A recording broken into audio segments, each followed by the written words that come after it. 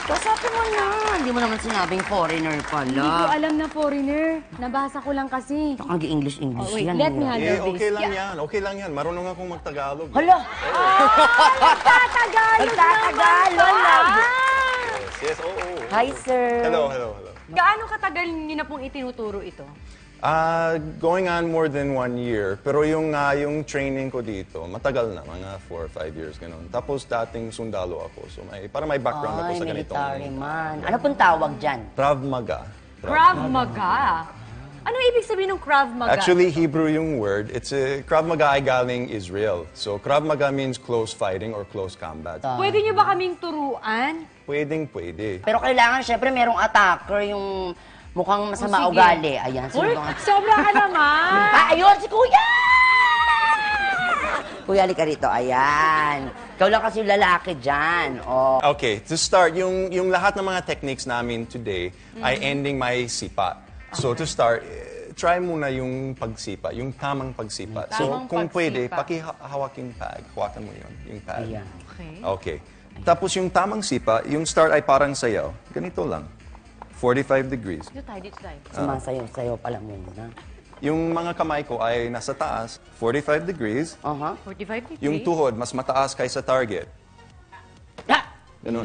Yung ginagamit ko dito sa paa ko, nasa ilalim. Direction ng tuhod. Mas ang mataas So, dapat. tan, gumanon. What? Ganon. Yun. Ay, naku, pag nainis ako, ganito na Yun, gagawin yun. ko. Sasapatin. Ganon. Isang sipa lang ba yun, Sige. Sir Ikaw nga. Daniel? Isa or marami pa. So, subukan mo first one. Kailangan may ganun muna. Hold up to para makaano. Ayan, naglalakad muna ako. Yan. Hold up to! Ganun, yes. Sige pa. Lalaban! Oh, laban na laban. Eh, paano kung ayoko niyan? Paano Oo. kung maarte ako eh? Gusto ko may dala akong bag. Ayun, For ayun, example, yung may bag, nakabag yan. ako. Ayoko ng sipa. Kunyari, Pwede mga yun. arting girls. Kahit suntok or may kutsilyo, effective din to. Attack, circular style attack. Hop! Hop! Ayun. Takas.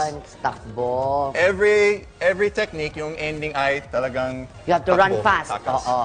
Sabihin nyo kasi kung mag-hold up kayo para alam namin yung gagawin. Makikipagkilala lang. Hold up!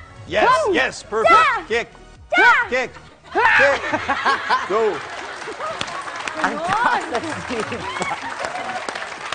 Ayun pala Ang dali yun. lang. Good. Pero syempre, ang common na palaging dinadala ng mga babae is payong o kaya coins. Kasi Ay, yes. nagko-commute. Magagamit ba yan? Oo, magagamit yan. Kasi yung coins ay, ang tawag nito, small objects. For distraction. So, over here, nakikita ko may knife siya. Di ko alam kung sino yun. Hey! Whoop! For sure, lahat kasi ng mga girls o well, kung kahit sino man, sa panahon ngayon palagi may dalang payong. Yes. Magagamit ba yung payong? Tagulan na eh. Correct. Kasi alam mo sa payong, Ang laki di ba, naman. parang ang tendency ako ha, kasi wala akong alam eh. Kapag may magnanakaw, may kunyari ikaw magnanakaw. Ako ulit.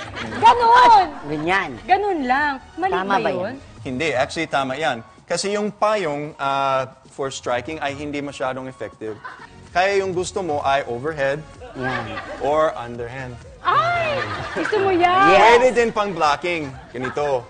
Tapos may range dito. Yung pag may knife, ayokong ganito kasi malapit ka. Okay. So kung may knife, ganito, sa mukha. Yung Yung target dito. is yung vital, yung face, yung eyes. Kung malapit na yung attacker, hindi na effective ito eh. Kasi malapit na. Paano uli yan? Paano yung hindi Paano? effective? Paano? Sige. Hindi na effective yan.